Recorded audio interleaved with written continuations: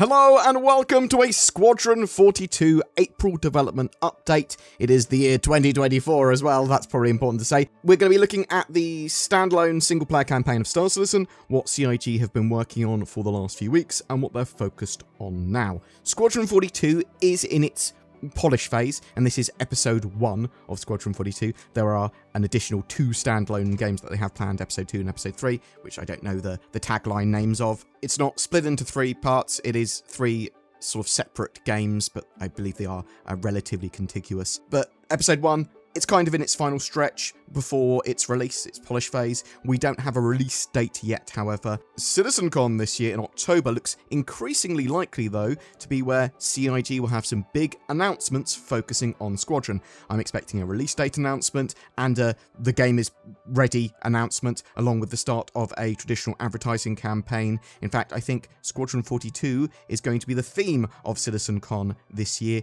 and I would expect to see celebrities and that sort of stuff that are involved in Squadron actually at the event. Anyway, let's jump into what CIG's various dev teams have had to say about current work on Squadron, what they've been working on, what they've been doing, starting with AI ships and NPC updates. The AI content team made improvements to interactivity aboard the Javelin Gauntlet by introducing dynamic conversations, greetings, and I'm busy dialogue for NPCs. This was in response to playtesting, as it became evident that players sought close interactions with NPCs, promoting the integration of reactive responses. Also, a result of feedback from playtesting, the length of the trolley was reduced to a 4-box configuration. This decreases the time spent stacking and unstacking and increases time travelling, which was preferred. Elevator travel with the trolley was also polished to eliminate clipping issues upon exiting elevators. Additionally, the extra front stack spot was incorporated for enhanced trolley functionality, as NPCs looked robotic without it.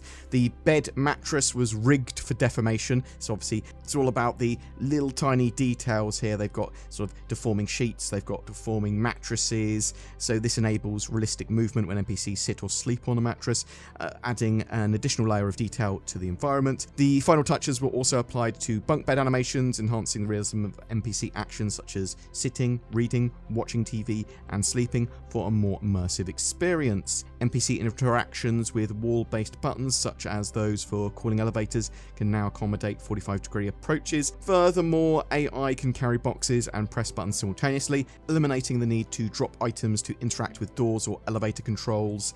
Refinements to scripted walking behaviours within the ship's corridors are ongoing to ensure NPCs move more convincingly while avoiding critical scenes. The AI feature team are continuing to iterate and polish features for specific level scenarios. They also worked through some technical debt, refactoring the AI weapon system to remove bugs, simplify code, and make the development of new functionality and features more easily. AI tech fixed bugs and made small improvements to NPCs using elevators and using trolleys to move boxes. They also progressed with major tasks of improving and polishing NPCs driving around ground vehicles, which involved adding a new path follower for driving movement requests. They also implemented an improved controller system for vehicles by utilizing 2 PID controllers to control steering and requested velocity. Now NPCs will stick closer to the designated path without overshooting during turns.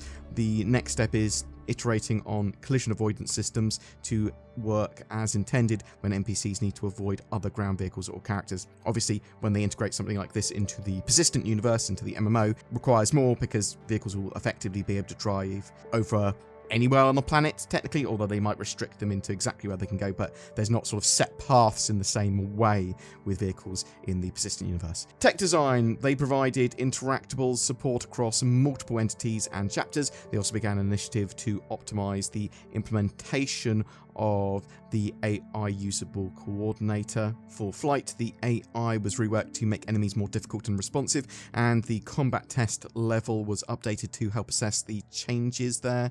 A small change was also made to ensure that a specific character flies slowly when they lead quantum travel. Various bugs were also fixed for flight, including issues with quantum travel, target selection, AI not using gimbals, and the Drake Cutlass being invulnerable when shot from behind. Animations worked on multiple story scenes and background elements, including life aboard the core ship and on various space stations. Progress was made on EVA, combat animations for various enemy classes, and assets and design for utility functionality. The team are currently improving AI leisure on core ships and are working toward a final result for the first 2 dressing animations. Gameplay story made substantial progress on Chapter 1. This involved revising the golden path through the level, which led to several scenes being adjusted. Everyone seems happy with the new layout, and the level appears to flow much better now, said the gameplay story team. New mocap was shot to overhaul several Chapter 1 scenes and is currently being implemented. They said this work looks really promising and we can't wait to see the positive impact this will have on the chapter. Alongside this, text now appears on a character's mobiGlas screen as they dictate a message. For Chapter 4, a huge update was completed on a complex 2-person scene. This now uses standard data pads throughout, which can be holstered and unholstered from the character's legs before and after the scene. This looks better, brings the scene more in line with the rest of the game world, and makes the setup a lot cleaner. They also received further audio and facial data for Chapter 5, which was incorporated into several relevant scenes. Narrative continued close-out work, adding additional narrative touches throughout the campaign. This included providing text for numerous fluff terminals and screens, as well as non-interactable set dressing items that provide opportunities for world building. For example, a TV screen that displays news headlines of the day. Text passes were completed for several new mission-specific discoverable items that needed fleshing out. An example of this work is crafting the specific text inside a data file that players can uncover during a mission.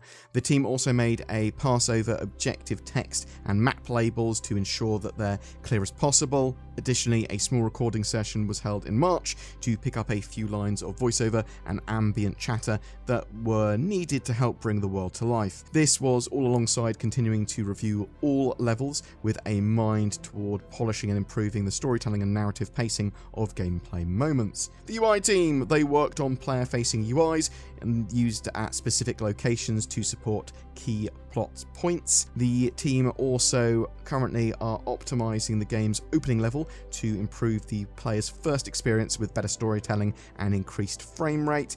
UI seen in cinematic sequences got some attention. They're designing brand visuals and created screens that the actors can react to at key points. VFX focused on optimization, particularly for some of the more intensive scenarios in-game. Graphics teams worked on a slew of updates from Vulkan support to upscaling with a focus on bringing Squadron 42 up to the level of a next-gen shooter visually and with sort of the same sort of level of graphics options. And yeah, boom, that's your Squadron 42 update. There is a Star Citizen Persistent Universe monthly report as well, which is sort of its sister video. Go check that out, I've already got that up. I'm really interested to know though, when do you think we're going to see Squadron 42 actually in our hands released? Do you think we're going to see Squadron 42 announced at CitizenCon this year in that'll be October 19th/20th. Do you think we're going to see that date announced then? Bam. Are you excited for almost all of the Squadron 42 stuff coming over to the Persistent Universe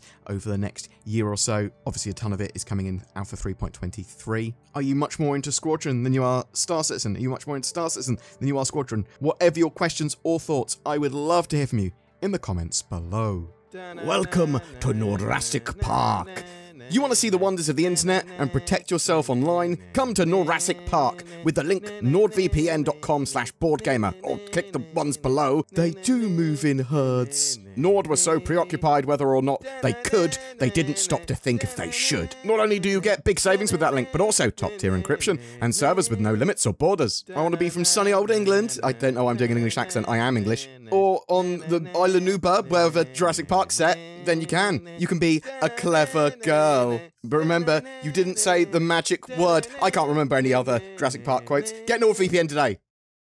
Every month we have a ship giveaway. For April, we're giving away a Hornet F7C Mark II, that latest medium fighter. It also comes with a lifetime insurance and a game package, so you can play Star Citizen, bam, just with that. It's all you need to play. And if you get involved with the Overdrive Initiative missions, you may be able to upgrade that to an F7A Mark II. Just comment on any of my videos made during the month to be in for a chance of winning that. Every video is effectively another chance to win. thank you so much for watching until the end of the video, and thank you so much to the people that support the channel and go that extra mile with the join button under my videos, giving a little bit each month. They get some exclusive content and badges and help shape the channel a little bit, but also help allow us to make a video pretty much every day. There's also Patreon for people that are interested in that. Any of the affiliate links below my videos help support the channel, but so does commenting and liking and subscribing and sharing these videos too. Thanks for watching, and I'll see you in the verse.